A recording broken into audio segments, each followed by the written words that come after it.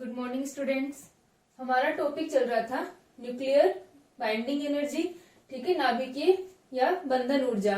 ठीक है, तो इसके अंदर हम लोगों ने पहले पढ़ा था कि न्यूक्लियस के कौन कौन से मॉडल आए, क्योंकि हम लोगों ने प्रीवियस लेक्चर में पढ़ा कि हमारा जो न्यूक्लियस है वो किससे मिलकर के बना है, न्यूट्रॉन और प्रोटॉन से मिलकर के बना है। ठीक है, लेकिन न्यूक्लियस के न्यूट्रॉन और प्रोटॉन से मिलकर बने होने से पहले न्यूक्लियस को लेकर के और भी अवधारणाएं आई और भी कल्पनाएं की गई कि न्यूक्लियस जो है वो न्यूट्रॉन और इलेक्ट्रॉन से मिलकर के बना हो सकता है, या फिर न्यूक्लियस के अंदर और भी कोई पार्टिकल, न्यूक्लियस जो है वो इलेक्ट्रॉन और प्रोटॉन से मिलकर के बना हो सकता है, या फिर न्यूक्लियस के अंदर और भी पार्टिकल हो सकते हैं। ठीक है, तो इस तरह की जो कल्पनाएं की गई, उसके बाद में हमने पढ़ा कि न्यूक्लियस का प्रोटॉन इलेक्ट्रॉन मॉडल जो था वो अमान्य हो गया, और उसके बाद में न्यूक्लियस का जो मॉडल आया वो न्यूट्रॉन और प्रोटॉन मॉडल था। ठीक है, यानी न्यूक्लियस के जो कॉन्स्टिट्यूएंट्स हैं वो क्या है, न्यूट्रॉन और प्रोटॉन हैं। ठीक है, प्रीवियस लेक्चर्स में हम लोगों ने जो भी न्यूक्लियस की बेसिक प्रॉपर्टीज पढ़ी थी वो सारी हमने न्यूट्रॉन और प्रोटॉन से ही पढ़ी थी। ठीक है, तो हमारा जो ये आपका जो चैप्टर चल रहा है ये क्या आपका बाइंडिंग एनर्जी का है। ठीक है, इसके अंदर हम लोग पढ़ेंगे कि न्यूक्लियस की बाइंडिंग एनर्जी कैसे निकालते हैं। ठीक है, या फिर बाइंडिंग एनर्जी होती क्या है। तो इसके लिए पहले हम लोगों ने स्टार्टिंग में जब न्यूक्लियस की डिस्कवरी हुई तो किस प्रकार से जो मॉडल्स आए उनके बारे में पढ़ा था हमने प्रीवियस लेक्चर में, और आज के लेक्चर में हम लोग बाइंडिंग एनर्जी को डिफाइन करेंगे। ठीक है, तो सबसे पहले हम डेफिनेशन लिखें। किसी नाभिक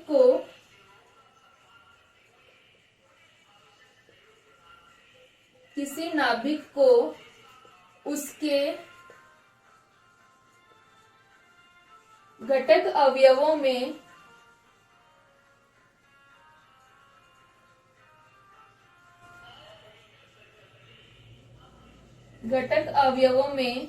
विभक्त करने के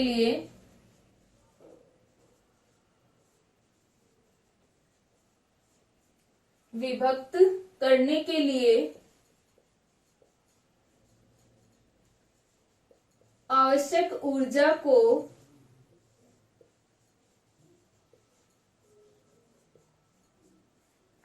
बंधन ऊर्जा, बाइंडिंग एनर्जी कहते हैं।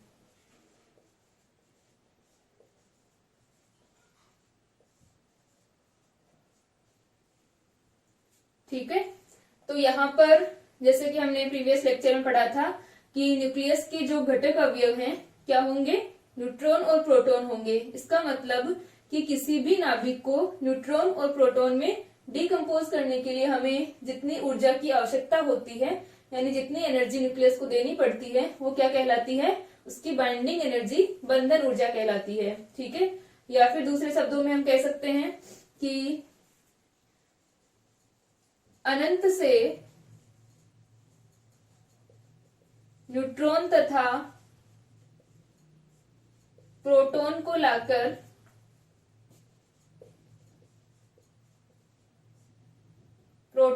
लाकर नाभिक का निर्माण किया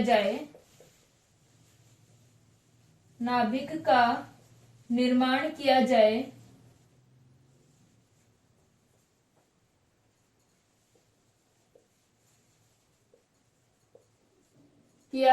तो मुक्त ऊर्जा, या जितनी ऊर्जा मुक्त होती है,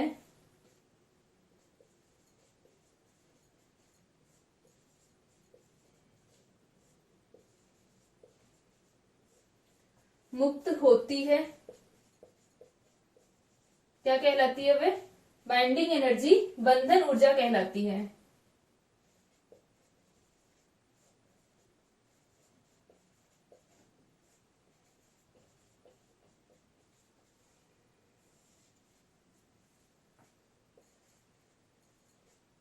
ठीक है, तो दोनों तरीके से हो जाएगा अपने पास में, या तो उसे डिकम्पोज करने के लिए जितनी एनर्जी देनी पड़ती है, या फिर अगर किसी न्यूक्लियस का अगर निर्माण किया जा रहा है तो जितनी ऊर्जा यहाँ पर मुक्त होगी वो क्या कहलाती है, उसकी बाइंडिंग एनर्जी कहलाती है। ठीक है, तो यहाँ पर ये हमारी डेफिनेशन होगी न्यूक्लियर बाइंडिंग एनर्जी की। ठीक है, तो अब हम लोग फॉर्मूला लिखते हैं न्यूक्लियर बाइंडिंग एनर्जी के लिए। वो अपने पास में आता है बी ए कोमा जेड, जहां पर बी क्या है, बाइंडिंग एनर्जी के लिए हमने लिखा है, ए क्या है, मास नंबर है, और जेड क्या है, एटॉमिक नंबर है। ठीक है, इक्वल टू कितना होगा, जेड एम पी प्लस का A minus Z M N minus का M A Z into C square. ठीक है, जहां अपने पास में क्या है,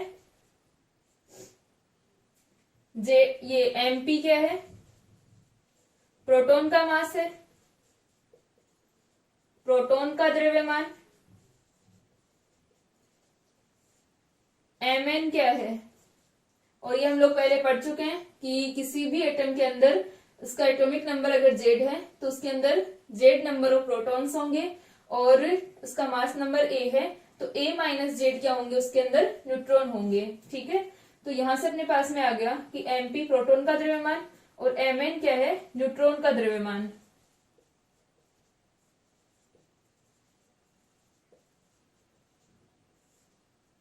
और एम ए जेड जो हमने लिखा है वो किसका द्रव्यमान है, नाभिक का द्रव्यमान है।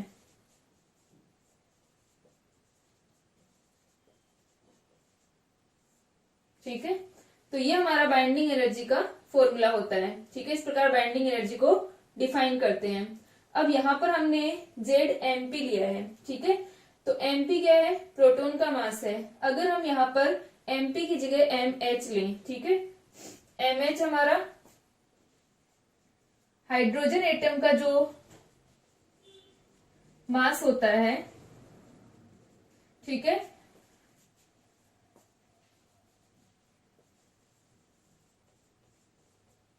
मास ऑफ हाइड्रोजन एटम अगर हम ले लें, क्योंकि एम एच हाइड्रोजन के अंदर ओनली प्रोटॉन ही होते हैं, तो एमपी की जगह यहाँ पर हम एम एच भी ले सकते हैं। ठीक है, हाइड्रोजन के अंदर एक प्रोटॉन है और जितने अपन जिस भी एटम का ले रहे हैं उसकी अगर जेड से मल्टीप्लाई कर देंगे तो यहाँ पर अपने पास में क्या आ जाएगा, ये प्रोटॉन का टोटल मास आ जाएगा।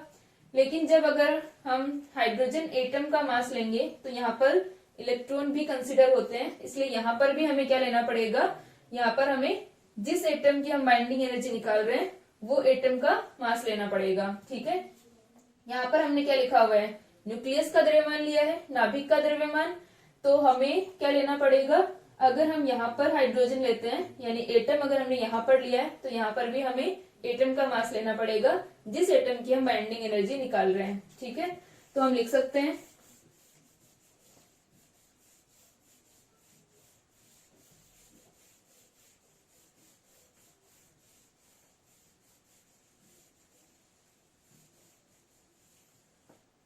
कि यदि हाइड्रोजन परमाणु का द्रव्यमान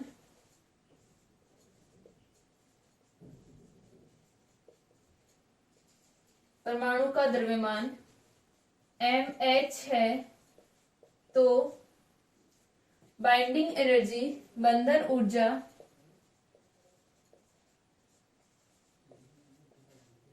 इस प्रकार हम लिख सकते हैं, बी ए कोमा जेड अपना क्या हो जाएगा, जेड एम एच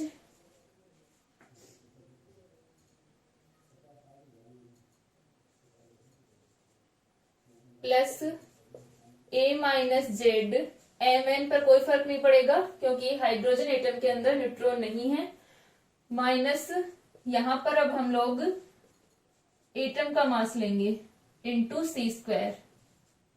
ठीक है, तो ये अपना क्या आ गया, सी स्क्वायर आ गया, और यहां पर हम लिख देंगे जहां एम ए जेड क्या है, परमाणु का द्रव्यमान है जिसकी बंधन ऊर्जा ज्ञात करनी है। ठीक है, जिसके नाभिक की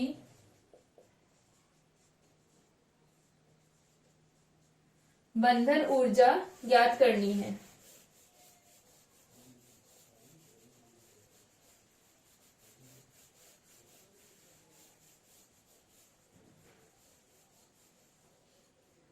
नाभिक की बंधन ऊर्जा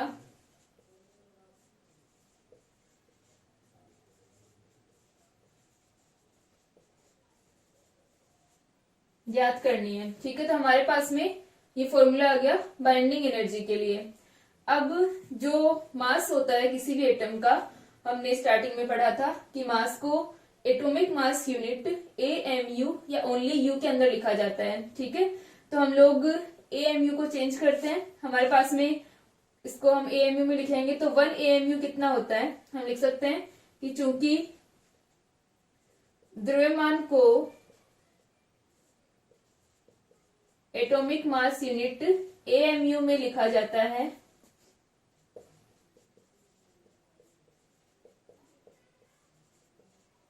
अतः हम यहां पर लिख सकते हैं 1 AMU इक्वल टू, इसको हम चेंज कर सकते हैं E इक्वल टू mc² से। 1 AMU हमारा जो होता है, AMU को अगर हम किलोग्राम में लिखते हैं तो ये आता है, जैसे कि हमने स्टार्टिंग में जब मास के अंदर पढ़ा था, 1.67 into 10 to the power minus का 27 kg। ठीक है, तो यहाँ पर हम लोग चेंज कर सकते हैं E की फॉर्म में, E इक्वल टू mc² से।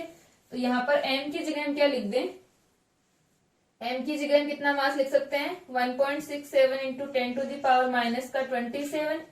c² की जगह क्या आ जाएगा, c² की जगह अपना 9 into 10 to the power 16 divided by, ये जो अपनी वैल्यू आती है वो जूल के अंदर। ठीक है, एनर्जी अपनी, तो इससे हम इलेक्ट्रॉन वोल्ट में चेंज करेंगे तो ये अपनी आ जाएगी 1.6 into 10 to the power minus का 19 इंटू, साथ में हम यहाँ पर निकालेंगे मेगा इलेक्ट्रॉन वोल्ट के अंदर, MeV के अंदर। ठीक है, तो MeV के अंदर अगर हम इसको निकालते हैं तो ये अपनी वैल्यू आ जाती है, इसको हम डिवाइड कर देंगे 10 टू द पावर 6 से। ठीक है, तो ये अपने पास में वैल्यू आ गई किसकी, 1 AMU के अंदर वैल्यू आ जाएगी। ठीक है, तो ये अपना आ जाएगा 1 AMU इक्वल टू 931.5 MeV। ठीक है, ये अपने पास में 1 AMU का मान आ गया। ठीक है, तो इसको हम लोग लिख सकते हैं यहाँ पर MeV की फॉर्म में। ठीक है, एनर्जी को हम लोग, इसको लिख लो एक बार,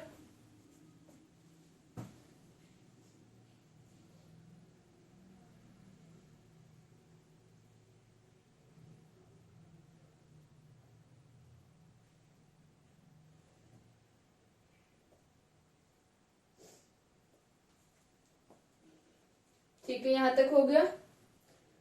अब हम लोग एनर्जी को लिखें,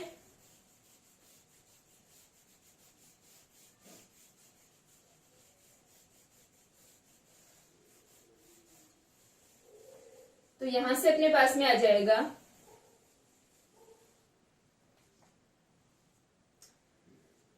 ये जो अपना c² है, इसकी जगह हम क्या लिख सकते हैं, MeV पर c² है, तो c² की जगह अपना कितना आ जाएगा, ये 931.5 MeV पर AMU। ठीक है, तो यहां पर हम वैल्यू रख देते हैं इसकी, तो इसको हम लोग पहले इसका मान निकाल लेते हैं और फिर इसको हम मल्टीप्लाई कर देंगे इस वैल्यू से, तो हमारी बाइंडिंग एनर्जी आ जाएगी। तो बाइंडिंग एनर्जी जो है अपनी वो कितनी हो गई, ये जो वैल्यू है अपनी इंटू c²। ठीक है, तो इस ब्रैकेट वाली वैल्यू को हम लोग पहले लिख लेते हैं कि डेल्टा M इक्वल टू, यह आ जाएगा ZMH minus A minus ZMN minus का MA, Z। ठीक है, ये अपने पास में आ गया डेल्टा M का मान। तो बाइंडिंग एनर्जी को हम लोग लिख सकते हैं, बाइंडिंग एनर्जी हमारी कितनी हो जाएगी, डेल्टा M इंटू c², तो c² की जगह हम लिख देंगे 931.5 MeV पर AMU। ठीक है, ये हमारे पास में आ गई बाइंडिंग एनर्जी। मास है, मास का मान फिर से AMU में आएगा, तो AMU अपना कैंसिल हो जाता है और जो वैल्यू आती है वो MeV में, यानी किसकी यूनिट आ जाएगी, हमारी एनर्जी की यूनिट आ जाएगी, और ये हमारी बाइंडिंग एनर्जी यहां से हम निकाल सकते हैं। ठीक है, तो यहाँ पर जब भी आपके कोई भी न्यूमेरिकल दिया हुआ होगा, आगे हम लोग सोल्व करेंगे, तो यहाँ पर आपको हाइड्रोजन एटम का या फिर प्रोटॉन्स का मास गिवन होगा और न्यूट्रॉन का गिवन होगा, और जिस एटम का हम निकाल रहे हैं उसकी न्यूक्लियस का या उसका मास आपको गिवन होगा। ठीक है, वैल्यूज रख करके आपको बाइंडिंग एनर्जी निकालनी होती है। ठीक है, तो ये अपने पास में बाइंडिंग एनर्जी का फॉर्मूला आ जाता है। ठीक है, नेक्स्ट अब हम लोग पढ़ते हैं द्रव्यमान क्षति। ठीक है, मास डिफेक्ट जो आता है अपना।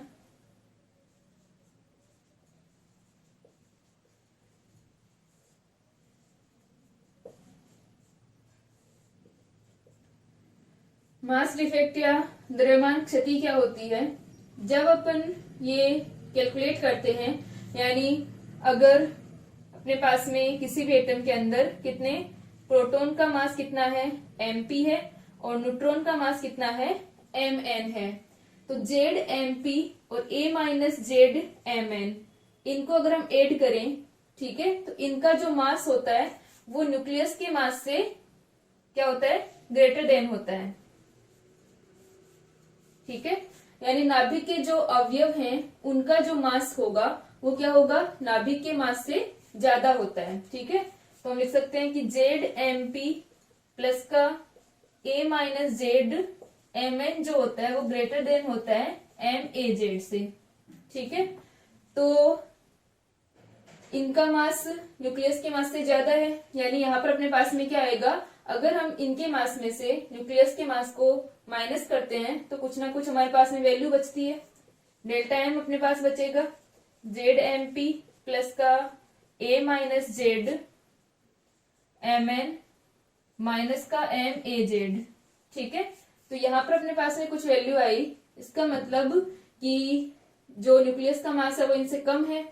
तो ये जो मान आता है इसी को क्या कहते हैं, द्रव्यमान क्षति कहते हैं। यानी जब ये अलग अलग थे तब इनका जो सम था मास का वो ज्यादा था, और जब ये न्यूक्लियस का निर्माण हुआ तो जब मास आया वो क्या आया, कम आया इनसे। ठीक है, तो वो कम आ रहा है, इसका मतलब क्या हो रहा है, द्रव्यमान की हानि हो रही है, और इसे हम क्या कहते हैं, द्रव्यमान क्षति कहते हैं। ठीक है, अब ये द्रव्यमान क्षति क्यों होती है, क्योंकि जब न्यूक्लियस को बनाते हैं, ठीक है, न्यूक्लियस का निर्माण हो रहा है, तो क्या होगा कि प्रोटॉन और न्यूट्रॉन मिलकर के न्यूक्लियस को बना रहे हैं, तो वहां पर क्या होता है कि कुछ जो ये मास होता है ऊर्जा के रूप में मुक्त हो जाता है। ठीक है, ऊर्जा के रूप में कन्वर्ट हो जाएगा, एनर्जी में कन्वर्ट हो जाता है। तो यहाँ पर इनका जो मास है वो ज्यादा आता है और नाभिक का मास क्या आता है, कम आता है। तो यही एनर्जी जो है वो किसकी फॉर्म में होती है, मास डिफेक्ट की फॉर्म में या द्रव्यमान क्षति की फॉर्म में होती है। ठीक है, और इसी को हम लोग बाइंडिंग एनर्जी भी कहते हैं, क्योंकि जितनी एनर्जी मुक्त होती है वो इसकी बाइंडिंग एनर्जी कहलाती है। या फिर हम कह सकते हैं कि जब न्यूक्लियस को बनने में उतनी एनर्जी मुक्त हो गई थी तो वापस से न्यूक्लियस को तोड़ने के लिए या डिकम्पोज करने के लिए इसके अवयवों के अंदर क्या देनी पड़ेगी, इसको उस एनर्जी के बराबर एनर्जी इसको देनी पड़ेगी। ठीक है, तो ये हमारी बाइंडिंग एनर्जी और इनका जो डिफरेंस आता है, मास का डिफरेंस जो है, यहाँ पर हमने c² से मल्टीप्लाई किया हुआ है, यहाँ पर c² से मल्टीप्लाई नहीं करेंगे क्योंकि हम लोग क्या देख रहे हैं, मास का डिफरेंस देख रहे हैं, और वो मास का डिफरेंस क्या कहलाता है, द्रव्यमान क्षति कहलाती है। ठीक है, तो हम इसकी डेफिनेशन लिख सकते हैं।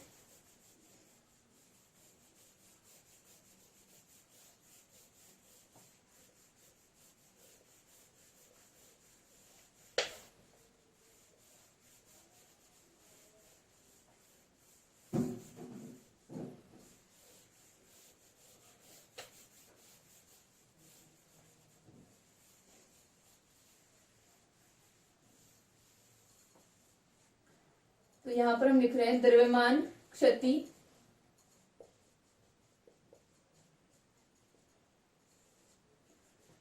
किसी परमाणु के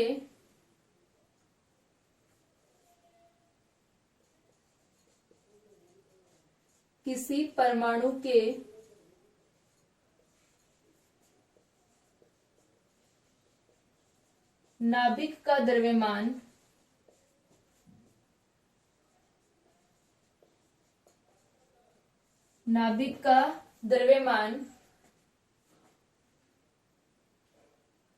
नाभिक के घटक अवयवों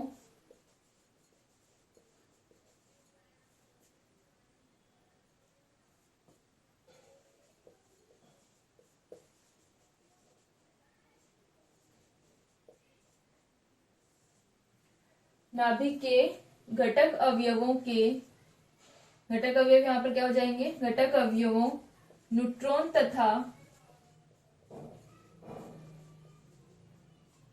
प्रोटॉन के कुल द्रव्यमान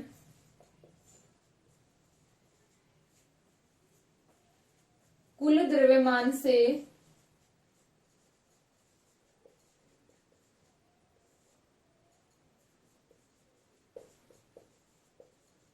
कम प्राप्त होता है।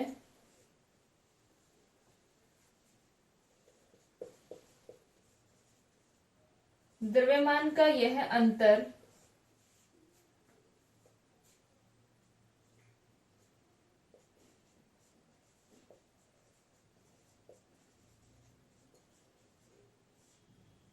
क्या कहलाता है? मास डिफेक्ट या द्रव्यमान क्षति कहलाता है।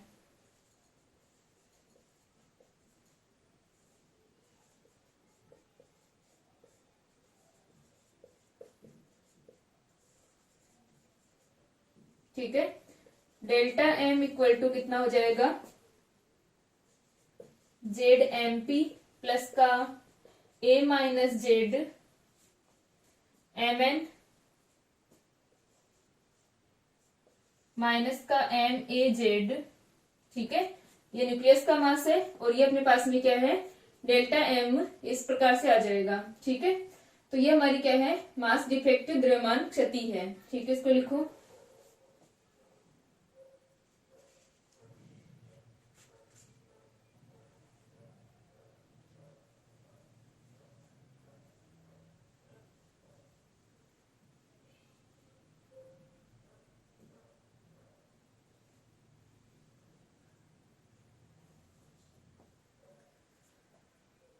ठीक है, तो ये क्या कहलाएगा? द्रव्यमान स्थिति। अगर हम परमाणुओं के द्रव्यमान के रूप में लिखें, परमाणुओं के द्रव्यमान के रूप में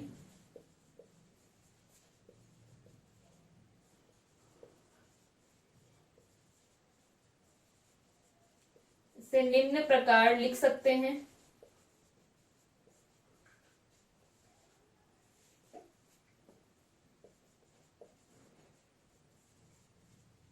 क्या आ जाएगा? डेल्टा एम इक्वल टू, यहां पर हम लोग क्या ले लेंगे अब? हाइड्रोजन एटम का मास प्लस का A minus Z M N minus, यहां पर भी हमें क्या लेना पड़ेगा? एटम का मास लेना पड़ेगा, क्योंकि जब हम हाइड्रोजन एटम ले लेते हैं तो यहाँ पर इलेक्ट्रॉन कंसीडर हो चुके हैं, तो यहाँ पर हमें भी इलेक्ट्रॉन को यानी एटम्स को लेना पड़ेगा। ठीक है, तो ये अपना आ जाएगा, जहां एम एच क्या है? हाइड्रोजन का मास है, हाइड्रोजन परमाणु का द्रव्यमान है,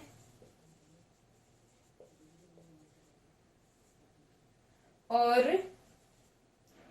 एन ए कोमा जेड क्या है? परमाणु का द्रव्यमान है। ठीक है,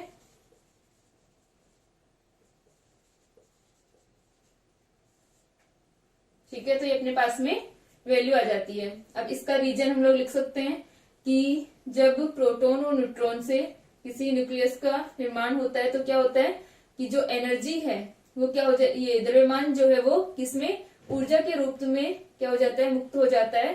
तो यही जो अंतर आता है वो क्या कहलाता है? द्रव्यमान क्षति कहलाता है। ठीक है, और ये अपने पास में बंधन ऊर्जा होती है। ठीक है, इसको लिख लो।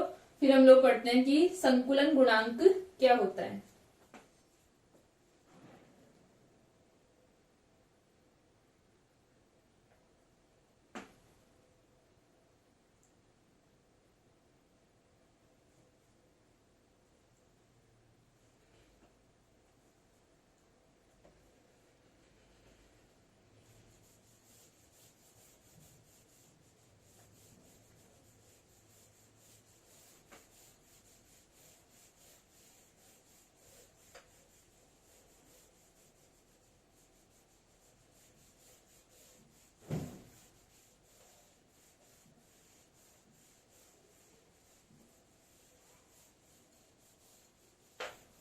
ठीक है, इसके लिए लिख लेना कि जब प्रोटॉन तथा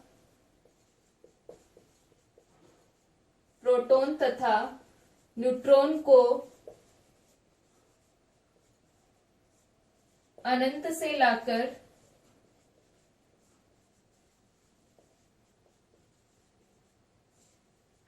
नाभिक का निर्माण किया जाए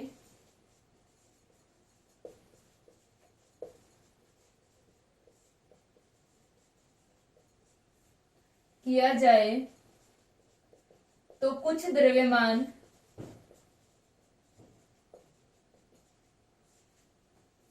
ऊर्जा के रूप में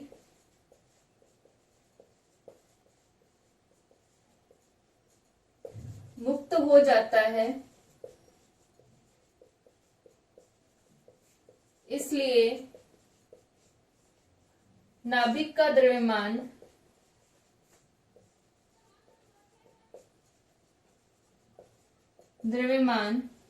घटक अवयवों के कुल द्रव्यमान से कम आता है।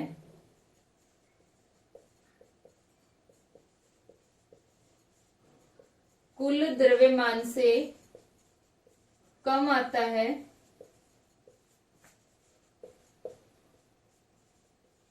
तथा इसे द्रव्यमान क्षति कहते हैं।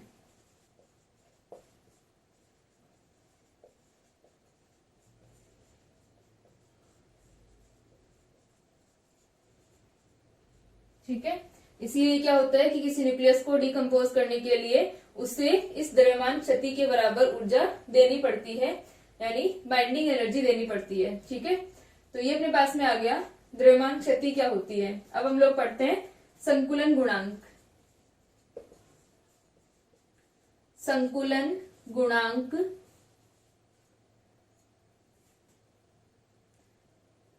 पैकिंग फ्रिक्शन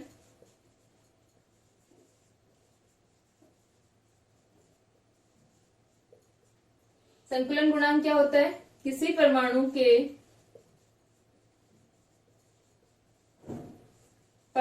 के यथार्थ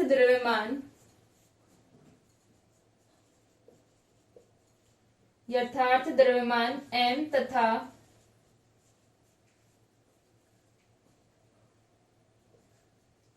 द्रव्यमान संख्या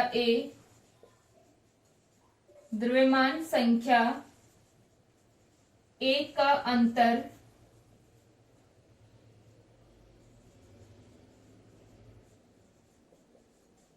प्रति द्रव्यमान संख्या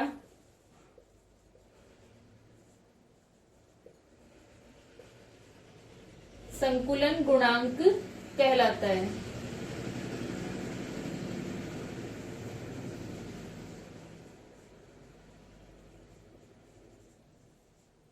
ठीक है, ये क्या कहलाता है? पैकिंग फ्रैक्शन कहलाता है। तो हमारे पास में डेफिनेशन क्या है? m और a का जो डिफरेंस होगा m माइनस a, और ये क्या है? प्रति द्रव्यमान संख्या या पर न्यूक्लियन अगर इसे कहें तो ये क्या आ जाएगी? m minus a upon a, और इसे f से डिनोट करते हैं। तो f इक्वल टू हो गया m minus a upon a, और इसे हम लिखते हैं डेल्टा, और ये आ जाता है अपने पास में a। ठीक है, तो यहां पर अगर हम सोल्व करें f इक्वल टू अपना डेल अपॉन a आ गया, और m minus a upon a होता है। ठीक है, तो इससे हम अगर किसी एटम का यथार्थ द्रव्यमान जो है एग्जैक्ट मास अगर हम निकालें तो क्या आ जाएगा अपने पास में? ये हो जाएगा fa equal to m minus a।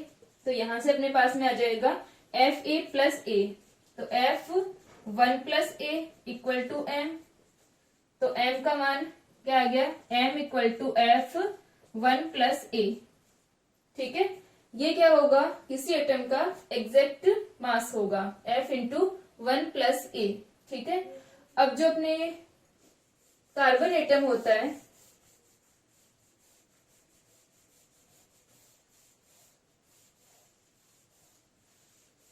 ठीक है, कार्बन एटम के लिए क्या होगा? f का मान 0 होता है क्योंकि उसके लिए m और a का मान क्या रहेगा? सेम रहेगा। ठीक है, तो f के लिए ये C12 के लिए अपने पास में कार्बन 12 के लिए f का मान क्या हो जाता है? 0 हो जाता है। ठीक है, बाकी एटम्स के लिए किस प्रकार होता है कि a इज लेस देन 20 के जो हमारे एटम्स होते हैं उनके लिए 20 के लिए f का मान धनात्मक होता है।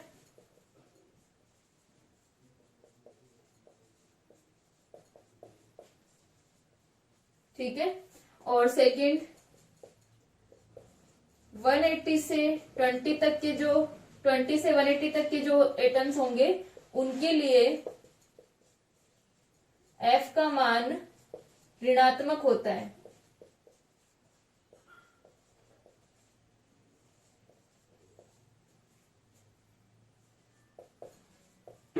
ठीक है। और थर्ड हमारे पास में आता है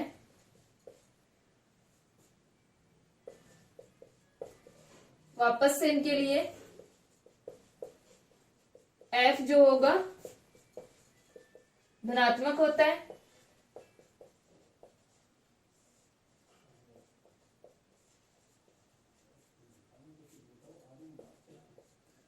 और A ये जो अपने पास में C12 है इसके लिए क्या होगा, F का मान 0 होता है। ठीक है, तो ये अपने पास में क्या आते हैं, पैकिंग फ्रैक्शन की वैल्यूज आती हैं। जो ग्राफ हमारा आता है वो इस प्रकार से आता है, कुछ पहले पॉजिटिव होता है फिर नेगेटिव फिर वापस से पॉजिटिव हो जाता है। ठीक है, तो पैकिंग फ्रैक्शन जो होगा वो इस प्रकार से वेरी करता है एटम्स के लिए। और पैकिंग फ्रैक्शन को हम डिफाइन करते हैं F equal to M minus A upon A। और इसके लिए कार्बन के लिए, क्योंकि हम मास किससे निकालते हैं, कार्बन एटम के अकॉर्डिंग, तो यहाँ पर ये वैल्यू जो है सेम ही होती है, तो ये क्या हो जाता है, 0 हो जाता है। ठीक है, तो इस प्रकार अपना पैकिंग फ्रैक्शन का मान हम निकाल सकते हैं। ठीक है, इसको लिख लो।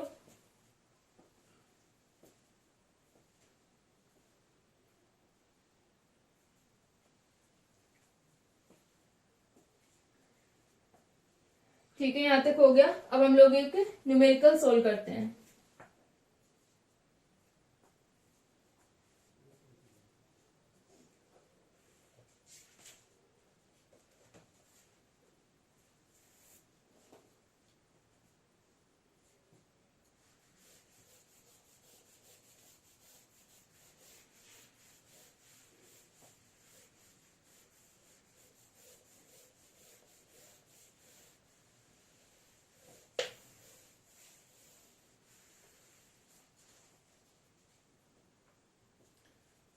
क्वेश्चन में हमको दे रखा है कि 6C12 तथा 6C13 नाभिकों के लिए प्रति न्यूक्लियन बंधन ऊर्जा क्रमशः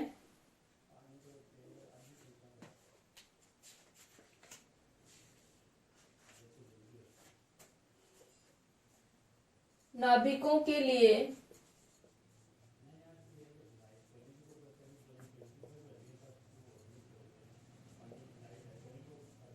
प्रति न्यूक्लियन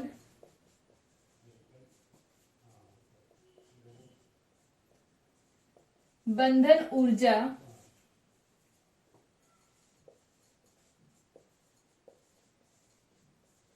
क्रमशः 7.68 MeV तथा 7.47 MeV है। 6C13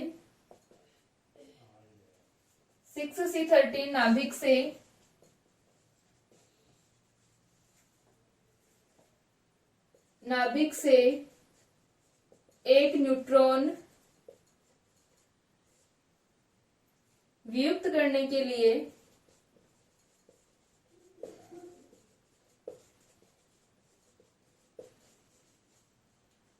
जरूरी ऊर्जा की गणना कीजिए। जरूरी ऊर्जा की गणना कीजिए।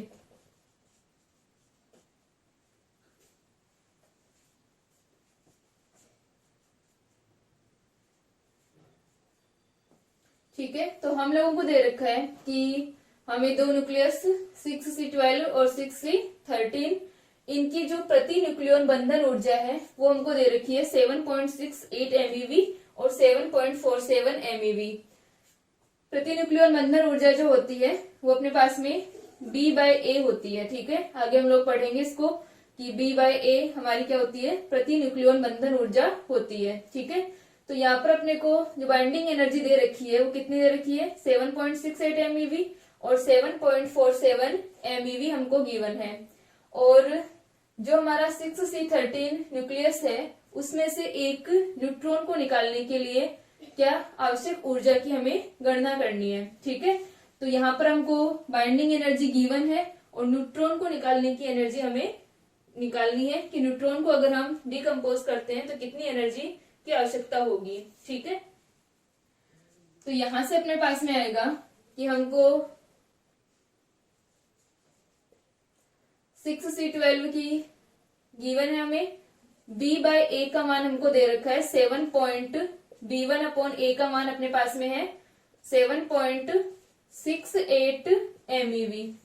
ठीक है, तो B1 का मान कितना हो जाएगा 7.68 इंटू A1, और A1 का मान कितना है इसके लिए 12, तो 7.68 इंटू 12। ठीक है, इसी प्रकार B2/A2 का मान हमको गिवन है 7.47। ठीक है, 6C 13 और 6C इसकी अपने पास में वैल्यू है 7.47, तो B2 का मान कितना आ जाएगा इंटू A2, तो ये आ जाएगा 7.47 इंटू 13। ठीक है, ये अपने पास में वैल्यू आ जाएंगी क्योंकि हमको बाइंडिंग एनर्जी जो दे रखी है पर न्यूक्लियन दे रखी है। ठीक है, B/A का मान अपना है, तो ये हमारे पास में B1 और B2 का मान आ गया। ठीक है, अब हमें क्या निकालना है, ये जो हमारा 6C13 है इसमें से न्यूट्रॉन को निकालने के लिए जितनी एनर्जी हमें देनी होगी वो निकालनी है। तो यहां से अपने पास में आ जाएगा, ये अपनी कितनी आ जाएगी, B1 का मान क्या होगा, फॉर्मूला क्या होता है अपना ZMP प्लस का A माइनस ZMN माइनस का MAZ। ठीक है, तो ये अपना फॉर्मूला होता है यहाँ पर। तो यहां से हम लोग लिख सकते हैं B1 equal to ZMP। ZMP क्या होगा, Z कितना है यहाँ पर 6 है, 6MP प्लस का 6CMN होगा इंटू ये अपने पास में किसमें है 931.5 MeV पर AMU में। ठीक है, तो यहां से अपने पास में आ जाएगा 6Mn माइनस का MAZ। ठीक है, और ये आ गया साथ में 931.5 MeV पर AMU। ठीक है, तो इससे हम लोग निकाल सकते हैं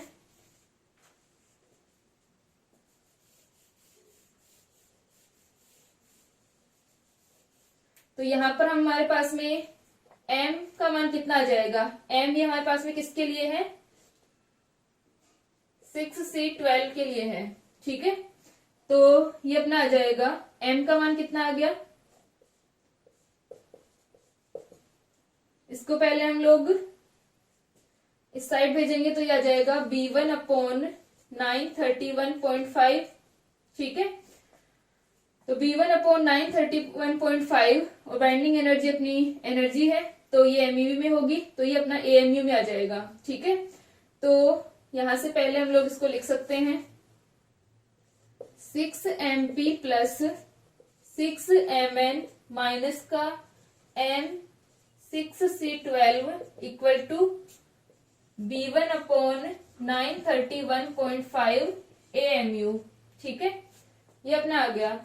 अब हमें क्या निकालना है, मास चाहिए इसका, तो ये आ जाएगा 6C12 इक्वल टू, ये साइड जाएगा तो पॉजिटिव होगा और हमें इसकी वैल्यू चाहिए M की, तो हम B1 को वापस इधर ले आएंगे 6MP प्लस का 6Mn माइनस का B1/931.5।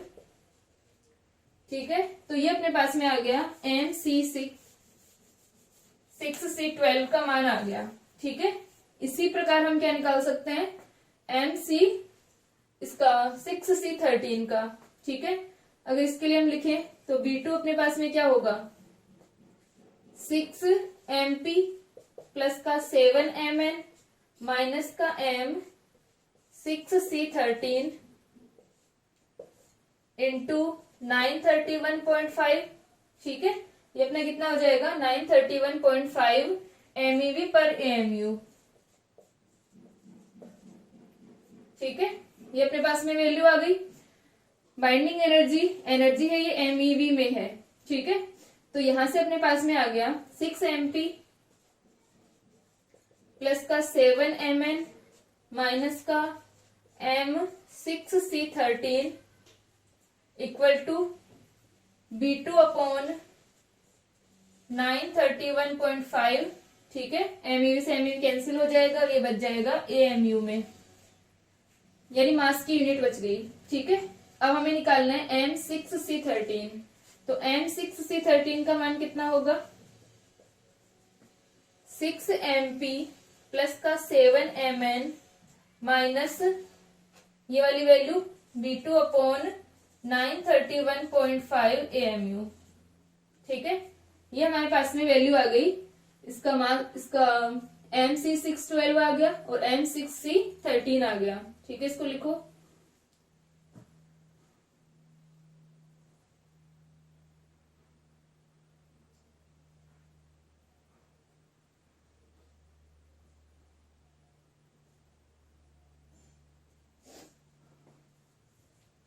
ठीक है, यहां तक हो गया।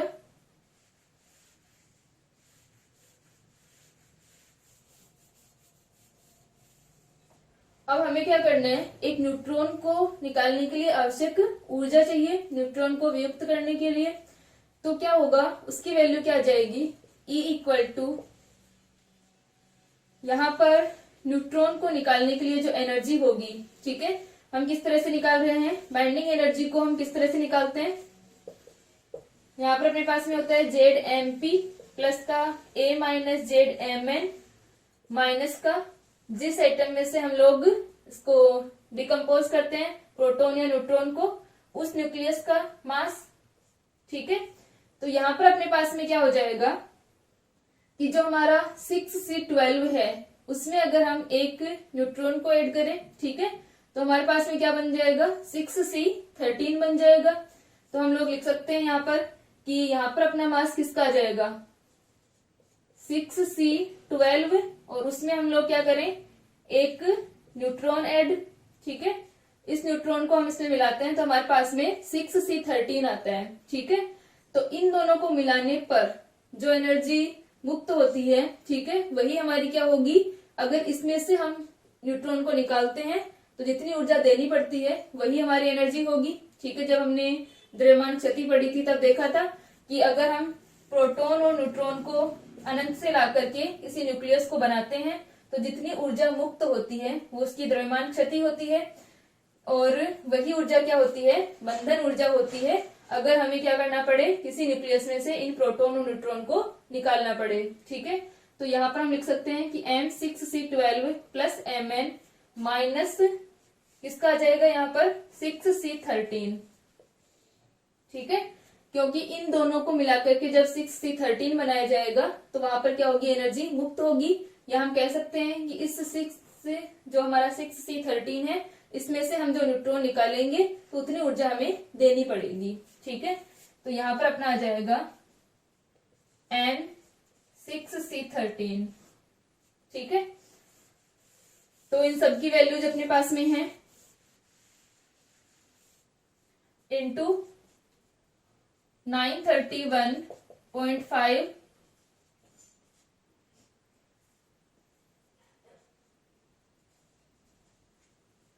तो यहां से अपने पास में E का मान कितना आ जाएगा, इसका मान अपने पास में है प्लस का Mn, ठीक है, और माइनस ये जो MC613 इसकी वैल्यू आ जाएगी जो हमने लिखी थी, ठीक है, और साथ में ये अपना मल्टीप्लाई हो रहा है।